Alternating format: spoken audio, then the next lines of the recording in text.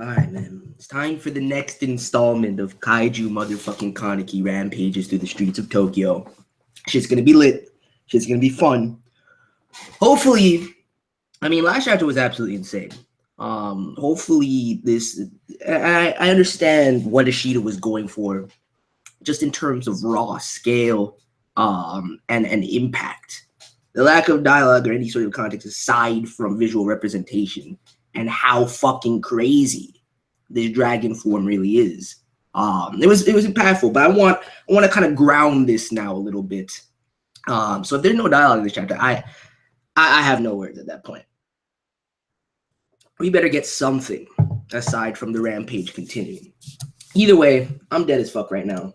Hopefully I hit my stride as I drink this coffee, but we're just gonna get into it. Tokyo Ghoul, chapter 146. Smash that like button and all that shit. Although I know you're not gonna listen to me, so it doesn't matter. But I'm getting into it right now. Thousands upon thousands of limbs and eyes descend upon Tokyo. It's still so fucking crazy, dude. And I've gone back and looked at the panels from last chapter so many times, and I can't help but see silhouettes, especially in that last eye. So I really don't know what's going on here with this transformation, but it's yo. This really is some Godzilla kaiju shit. They got the attack choppers out here. Direct hit on the target, direct hit. Preparing strafing volley. Repeat, preparing strafing volley. Bro, you need more than that. You need some heavy artillery than that. That's not taking down this thing. That's definitely not taking down this thing.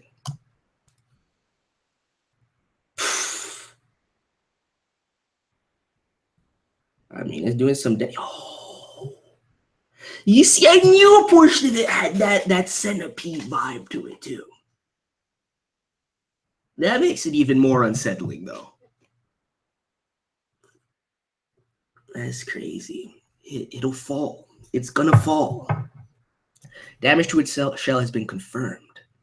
Above ground T's, move to the road in front of the bureau. Fire as soon as you have eyes on the target. I even realized that was the bureau building. I didn't even realize. This can't be. I mean, I'm sure this is just the normal military, though. But are they using sort of like RC suppressant weapons? That's what they should have, dude. They need to get that artillery that Marde got his hands on. That's the only real way that shit's stopping this thing. Unless they just wanna. And you would think they would want to minimize casualties too. Well, he's probably killed a shit ton of people at this point. I don't even want to think about the death toll is. Attacks work on this thing. Continue firing. Where do we expect it to move to? From the first to the second ward, or perhaps the fourth. That's our best guess. And who? What algorithm are you using for that? How do you know this? I'm going to evacuate the civilians from the area. Already did. Good people. Good people. Try to minimize those casualties. Now, this shit is insane. My poor boy Kaneki, man. If he could see himself right now. I actually love some internalization yet again to see if there's any way to gauge his mental state. It fucking fell off. The hell is this thing? Don't know. Did it sustain any damage in the fall? Move to intercept. Above ground team, move to intercept. Wait, there's still civilians around here. The target still hasn't ceased its activity. Bro, and who is this supposed to be? With that checkered pattern, yo. No. Go back. Come on now. In the last chapter too, man, there's too many instances of silhouettes of people that harken back to other characters.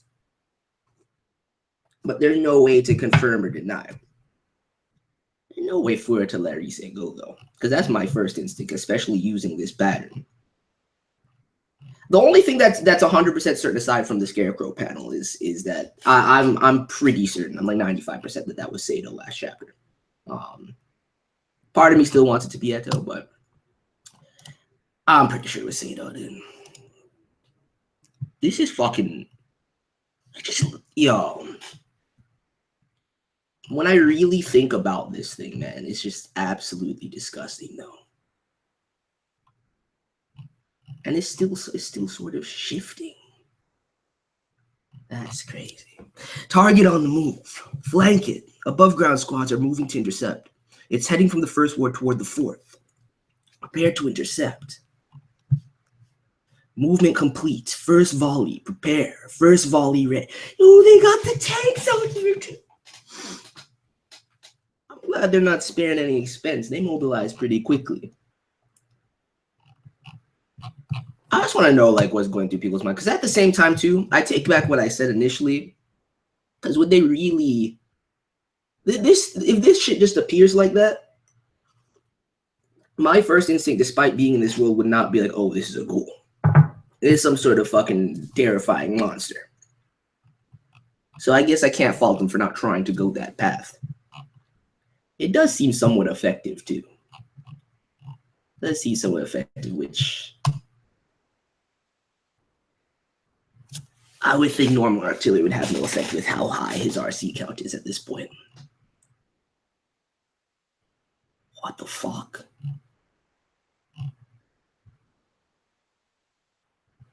Oh, that's disgusting. And I still, yo, these eyes, man. These eyes.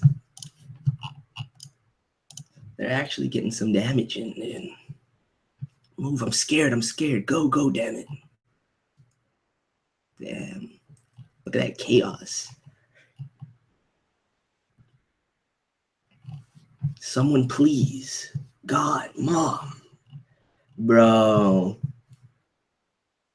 That shot is crazy. That shot has too much weight too. Look at it coiling around. With multiple, yo. I'm still not, I thought I'd come to terms with it. I'm still not over how just the scale of this shit. It's insane. It's actually insane.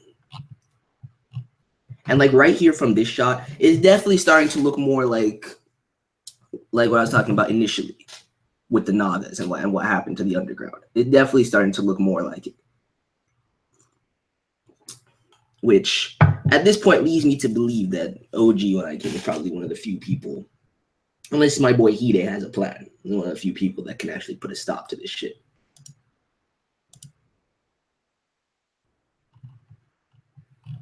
We're back now. What is this? Who is this? Yo! Wait. Oh, he did get fucked up. Look at his arm. Look at his arm. But yo, and what the fuck is that? Yo! This is like Kaneki has some white Zetsu shit. Look at the body spilling out of that shit. Is that one of the eyes? I mean, it just looks like some sort of egg sac, but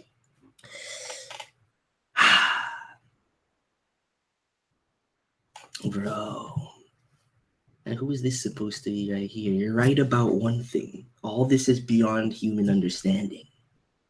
Seriously though, wait, first of all, give me a moment. It looked like the man got the whole top half of his torso swiped up the last time we saw him. I'm not surprised that he's alive though. I didn't expect for it to die like that. But the bigger concern is this shit over here. Because it doesn't, especially with how they look. There's no way it's just old guy. It looks like these bodies were generated. And they're spilling out of it like that. They look lifeless though. So that's fine. Yeah, look at this. What the fuck?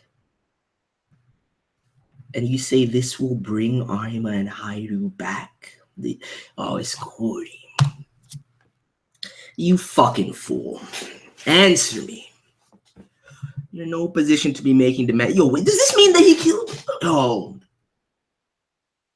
I don't know if I like that, dude. If Hirako went out to Kuri and then that was off screen, I'm not gonna be happy about that. I'm definitely not gonna be happy about that. If that shit was off screen, I'm gonna be pissed. I already had to Lucio. If Hirako went out like that too, nah, man. Corey, whatever. I can only speak in terms of possibilities, but if cognates are truly the fruit of imagination itself, even life can be birthed from infinite. Wait, hold on. Don't tell me this is a portion of the plan too. That should impress upon you just what that thing is. So these bodies right here, then. Yo, hold on. It's not impossible, theoretically. It's not impossible, but there's no way. There's no way you believe that. There's no way you believe in this, Corey. Because even I can get behind the concept of new life being birthed through a cognate, especially of this caliber. But there's no way to bring back Arima and Haidu. That's a completely different endeavor. Bro. Okay, I'm gonna wait till the end to talk about this. The symbolism is heavy there, though. She is crazy. She is an absolute madman in the best possible way. Possibilities, huh? Give me a number. I don't care if it's just a guess. What percent are we looking at?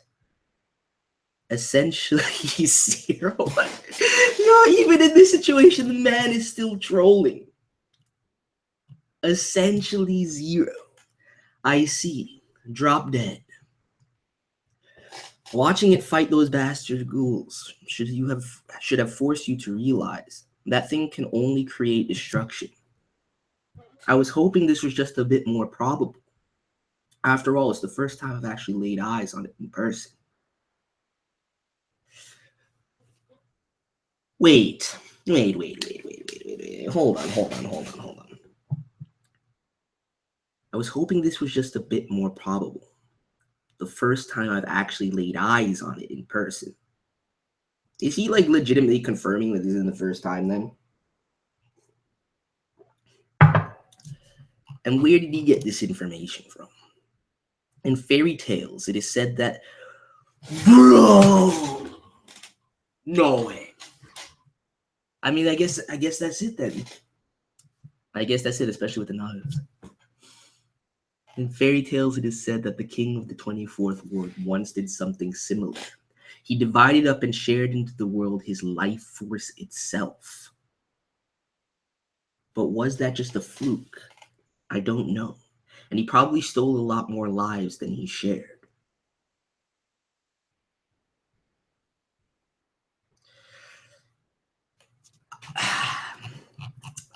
This is hype, but at the same time, this concept of new life is the thing that's killing me right here.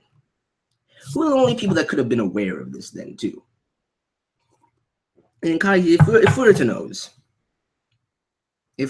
I mean, the top brass of V definitely is aware of what transpired, especially as far as the king is concerned. But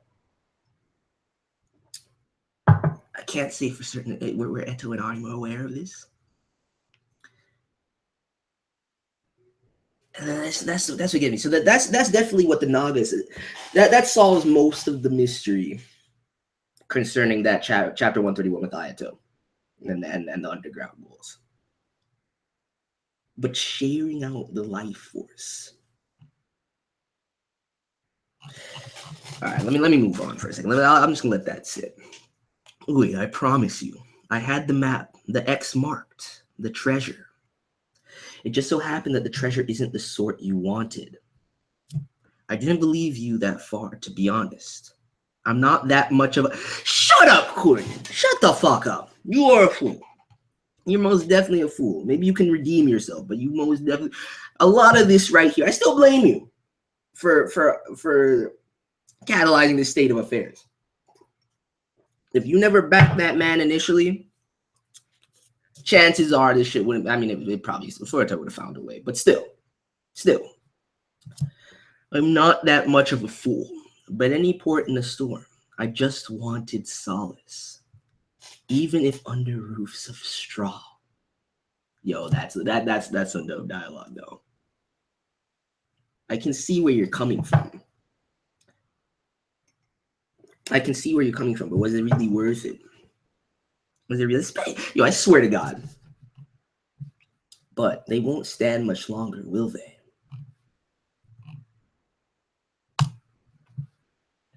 I'm sorry. Even though you're enemies, you just couldn't kill it.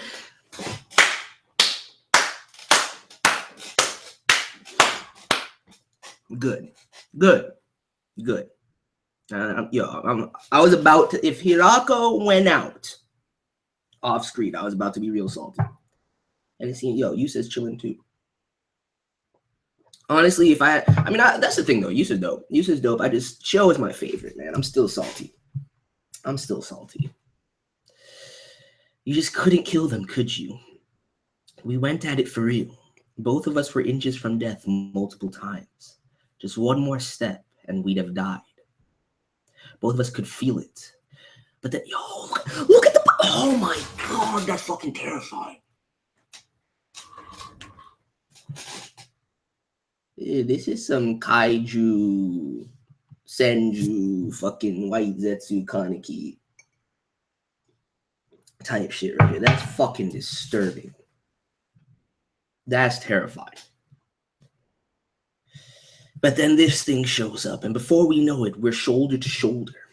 Our mental misgivings were swept away. Our bodies just automatically moved to respond. I see how nice...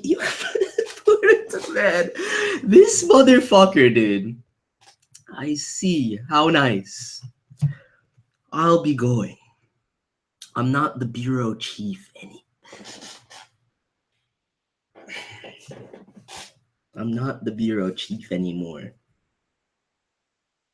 This motherfucker, Furuta, man, this motherfucker. I mean, shit did come to fruition the way you wanted. Although I think even the scale of it, because going back to this line,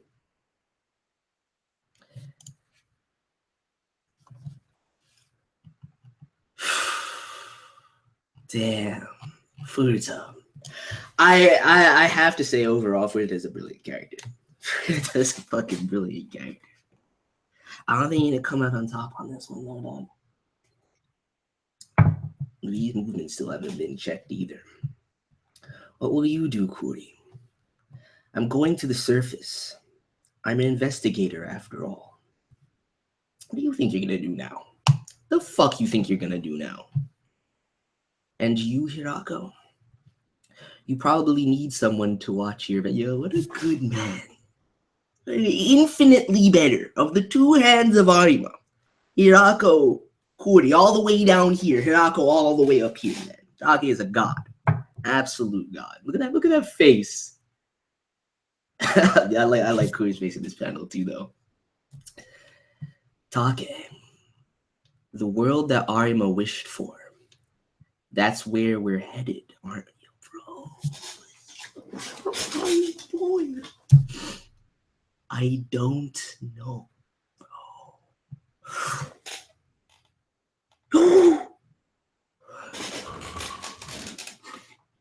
Yo, that's fucked up. Where is everyone else too?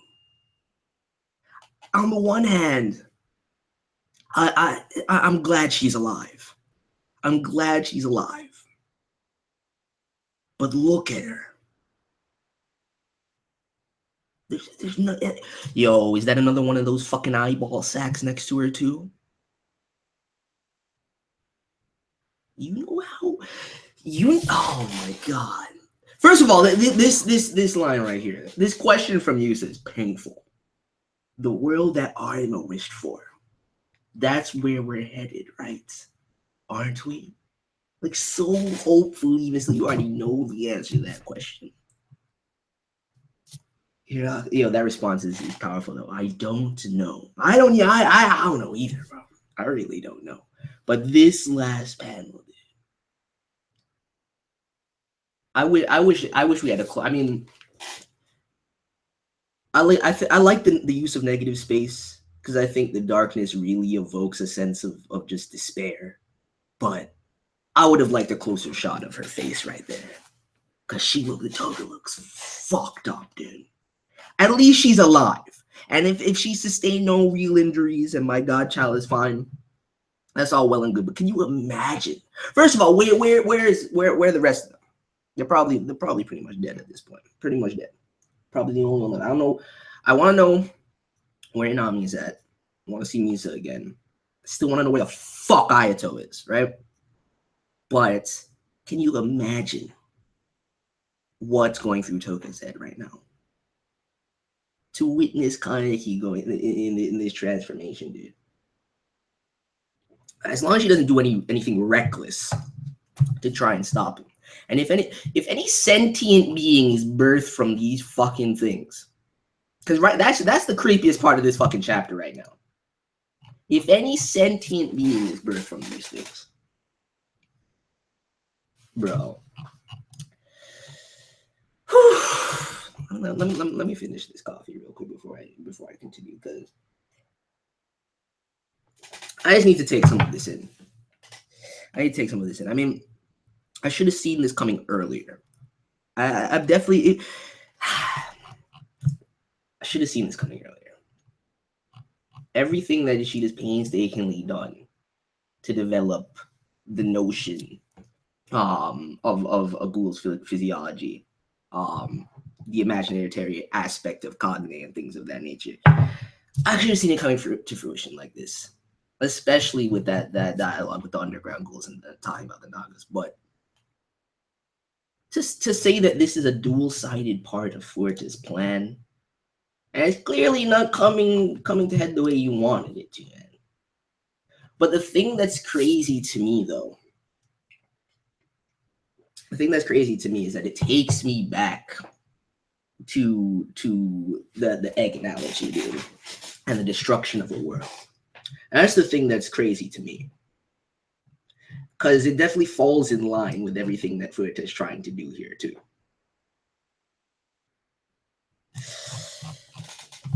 In order to create a world, you first have to destroy one. But this is too fucking disturbing. Page 10 just really freaks me out, dude. It's disgusting. It's really terrifying. All right, I can't even right now. I really can't. At least it seems like, I mean, I don't know what kind of progress they're gonna make. I don't even want to know what the death toll is. The only people I can see really making a move against this with any sort of success is the OG King. And if what Fuerte says is true, is he really still alive at this point? I still think he is. But in what state? I'm probably just gonna have to leave it up to Hide's faction, man. I'm probably just gonna have to leave this shit up to Hide's faction. Fuerte's played his hand. He's washing his hands of this, and I'm not the bureau chief anymore. This motherfucker, dude. Hilarious. Absolutely hilarious. I want to know who this is on. I mean, I guess it could just be a random civilian, but I don't. Why such a huge focus on page 4? Out of every single individual we saw, I mean, I guess dude chilling in his apartment last chapter got a big focus too. So, and he was an absolute nobody. So I can't really read too much into it. Let me see what's good with the chat real quick. Let me see what's good with this chat. I need to chill on this chapter for a second. There's a little too much to digest for me. I was chilling at the chateau, picked up by now. Wasn't Hinami the person hugging her knees just before we? Was it? I was wondering who that was too, but I thought.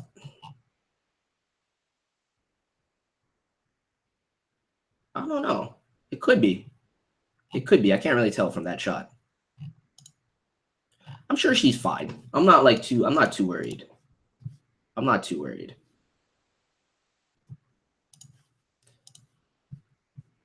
What the fuck you mean Toka's inside him? No way, dude. Why would, if she's actually inside of him, why would the set be inside like that?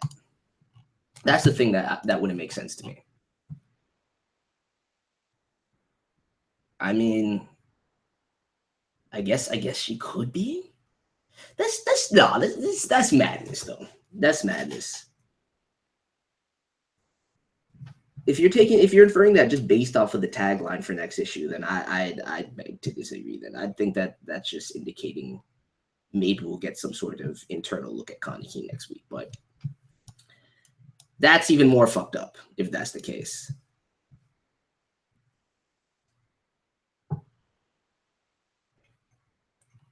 No, that definitely wasn't. Yeah, the first shot definitely wasn't Korea. The first shot definitely wasn't Korea. It was on the next page when we see Florida. That's both of them. The fuck is up with the chapter titles? Just let it flesh itself out, dude.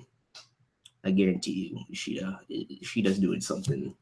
She's making some moves here. I honestly don't think Juzo's dead. I really don't think Juzo's dead. I think I mean, I don't know. I don't really know. All I know is that Abar probably dead, but I don't think Juzo's dead. I know Hinami wasn't with Toka. That's not what I'm saying. I just wanted to know where she was. When I was saying where is everybody else, I was talking about the rest of the fodder that she had with it, that Toka had with her. They're all dead. They're all definitely dead.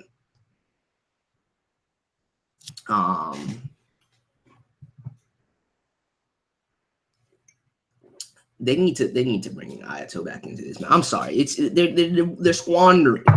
She's squandering at this point. I mean, I know he has a plan. Yeah, everything he does is deliberate, but I can't wait any longer. I really can't. To be fair, Arma set early on that path by never telling him anything while Hirako knew. Because Arma realized that Hirako was the better person to entrust his will to. Hirako was the one that was gonna go. The thing about Kuri, despite how much she idolized the man, is that his morals are just a little bit more rigid. You know what I'm saying? I don't think he would have gone to the extent of becoming Kaneki's honor guard with the rest of the Zero Squad. Unlike Hirako. Hirako did that shit no questions asked. Hirako's a god. Whew.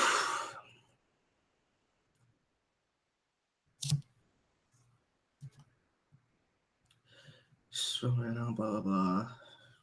Small then last chapter. Dude, why everybody always gotta hate on Toka like that, man? What's wrong with you guys? What's wrong with you guys? Okay. I think I cleared everything. I think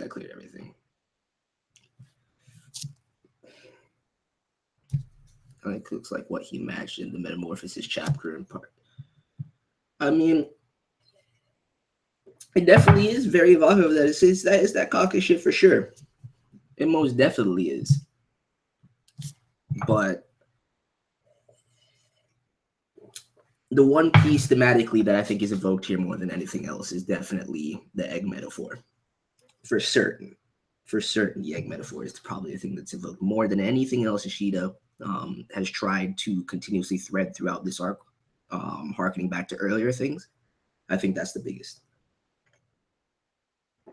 Kaneki will come back. I can feel it. I mean, it's too early to call right now. Right now, I'm more concerned with these lifeless corpses that he seems to be birthing. That's what I'm more concerned with. But anyway, I gotta get out of here. Smash that like button if you enjoyed this stream, and I need to sit on this chapter, man. I really do. Before I leave though, since I'm obviously not going to do it at this point, I just don't feel like it. But I did check out the live action Tokyo Ghoul film a couple days ago. In case anybody's wondering, quick thoughts. I thought it was dope as fuck. One of the higher quality, higher tier live action films that I've seen in a while. The only thing is, because personally I've said this before and I'll say it again, my favorite live action adaptation, I think objectively the best live action adaptation of a manga anime to this point, are the Rurouni Kenshin live actions, right? But I think if they did a part 2 and a part 3 for live action Tokyo Ghoul, which they easily could, because this film only covered the early stuff with Hinami. Well, I guess it does the shit with Nishiki too, and then it does the stuff with Mado and Hinami. It ends after the Amon and Kaneki fight, right? So they could easily continue it, but I just think the acting was absolutely superb. Everybody, it was just cast really fucking well. The only characters I think were kind of not up to par for me was probably like Nishiki's character. I wasn't really feeling him, but everybody else was cast really, really well. The acting was on point. The CG work was dope. Aside from, again, Nishiki's Kagane was not looking that nice, but everything else was dope as far as Kaganes were concerned. And the choreography was ill, and it was pretty much 1-to-1 with certain set reimaginations. They did a great job of displaying Kaneki's mental anguish, being haunted by the visage of Rize and all of that shit. His hunger, all of that shit was portrayed really well. They did a great job of capturing and bringing to a live action stage and medium Ishida's story. I think honestly, it might, in some ways, it's even better than how the anime handled those early arcs, to be honest with you. So check it out if you can. It's really dope. Not the greatest thing ever. Definitely had some flaws. Some of the tracking was definitely off, but overall, quality, and they did Ishida's work justice. So check it out. Either way, I'm out. Peace.